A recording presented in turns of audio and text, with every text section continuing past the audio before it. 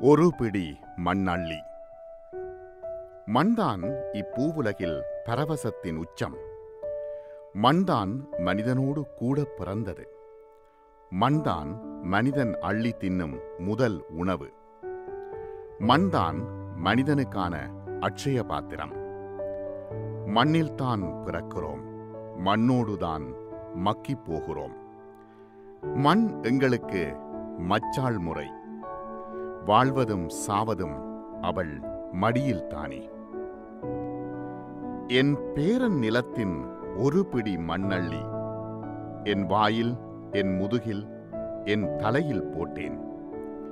என் உடலில் அது பட்டதான ஸ்பரிசம் என்னை உணர்ந்தவர்க்கு தெரியும். அது மண்தானே எமக்கெல்லாம் மறந்து 30 வருடங்கள் காத்திருந்த உணர்வது. என் நிலம் எனக்கு வேண்டும். மனம் முழுக்க எனக்குள் ஒலித்த பெருங்கதை அது. ஏன் விட்டேகினாய் என்னை என்று என் நிலம், என் மண் என்னை கேட்டது. உங்களுக்கு தெரியாத ரகசியம் அது. வா, வந்து என் மடியில் உட்கார் என்றது என் மண். இனி மாட்டேன் என்று எப்படி நான் சொல்வேன் என் பேரனே?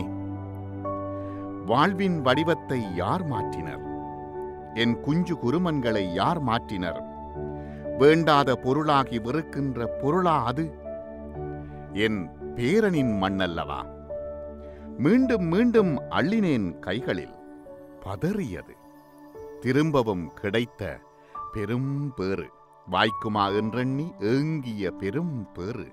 வழிநெடுகத் தேடுகிறேன் என் ஊரை, சுற்றத்தை, நண்பர்களை, நண்பிகளை, வாழ்வொட்டா பெருங்கதையை சொல்வதற்கு. முழு நிலவே, பெரும் சுடரே, படர்ந்திருந்த பெரும் நிலமே, பச்சையாய் விரிந்திருந்த என் மண்ணே, எங்கே போயினர் என்னவர்கள்? சந்தேகம், காசு, இதைத் தவிர வேறொன்றும் இல்லையா இப்பூ உலகில்? அகுதில்லா ஒரு சந்ததியின் வாழ்விடமில்லா பால்வெளிக்கா நாம் போனோம். எங்கே போனீர்கள் எல்லோரும்? என் புளியமரம் எங்கே? என் கூழாமரம் எங்கே? அதன் கீழே வீற்றிருந்த நல் மனக்காரர்கள் எங்கே? வஞ்சகம் சூதில்லாமல் வாழ்ந்து மடிந்து போனீரோ? கச்சான் விதைத்துவிட்டு ராமுழுக்க நானும் அம்மாவும் கச்சான் பாத்தி நடுவே காவலிருந்தோமே, அந்த மண்ணா இது? எந்த பாம்பின் விஷமூச்சும் எம் காதில் விழவில்லையே. நான் நட்ட பனை மரங்களைத் தவிர வேறொன்றும் ஒட்டாமல் நிற்கின்ற பெருவெளியே, போகிறேன் உன்னை விட்டு தொலை தூரம். திரும்பி வருவேன் நான். மீண்டும் மீண்டும் தந்தை மடி தேடி வரத்தானே வேண்டும். என் பேரனின் புதை மணல் அங்குதானே கிடக்கிறது. அங்கொரு சுடலையில் தானே அந்த கட்டை வேகியது. என்னதும் பேரனதும் வியர்வை குலைத்து உண்ட பெருநிலம் இதுதானே. அதன் காலடிக்கு வரத்தானே வேண்டும். என் மண்ணை தொட்டால் என் கட்டாச்சனைக்கு அம்மா பிடுங்கி வைத்திருக்கும் காவலாயின் வாசம் இன்னும் அடிமூக்கில். சின்ன சின்ன சண்டை பிடித்த என் நண்பர்களின் பெருமூச்சு, கெக்களிப்பாய் திரிந்த காலங்களின் படிமங்கள், என் காலத்து பெண்களின் மல்லிகை வாசம், பள்ளிக்கூடத்தின் அந்த கால பேரிரைச்சல், தொட்டுணர்ந்த ஸ்பரிசம், அடிபோட்ட வாத்திமார்கள் எல்லோரும் வந்தார்கள். என் பின்னே வந்தார்கள். என் மண்ணை தொட்டபோது வந்தார்கள். ஒரு பிடி மண்ணள்ளி என் கூட கொண்டு வந்தேன். மூத்த என் பேரனின் கைகோர்த்து பெருவெளியில் போனேன். பெருங்காற்றில் பேரிரைச்சல். எத்தனை மண் வகைகள்! செம்பாட்டு மண், வெண் மணல், களிமண், செம்மண்.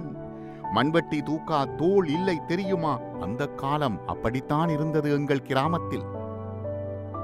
இப்பொழுது கோபம் வருகிறது. பச்சையம் இல்லா பயிர் வளர்க்க தேடுகின்ற பாவிகள் சூழ்ந்திருக்கும் காலத்தில் வாழுகிறோம்.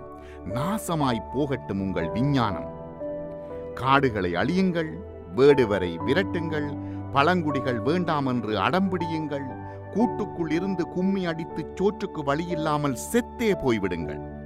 50ஆம் ஆண்டில் சோறு கிடைக்காதாம் தெரியுமா உங்களுக்கு? எப்படி கிடைக்கும்? மண்ணை நஞ்சாக்கி யுத்த பெருவெளியில் கொட்டி கொளிக்கின்ற பெரும் வயிறுக்காரர்களால் எப்படி கிடைக்கும் சோறு? எங்கே கிடைக்கும்?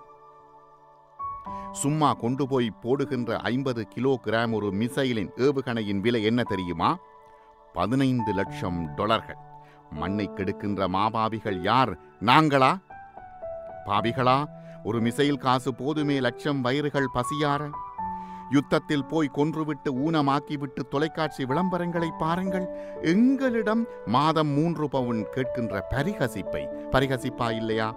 கந்தகத்தால் மண்ணை அழித்துவிட்டு 5 நட்சத்திர ஹோட்டலில் ஆலோசனை நடத்திவிட்டு ஏழ்மையை துரத்துவோம் என்று பொய்கோஷம் போடுகின்ற வேடதாரிகள் இவர்கள்.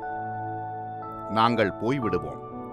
இந்த அவசர உலகத்தில் யாரோடு பேச, யாரை நோக? நாங்கள் எல்லோரும் போய்விடுவோம்.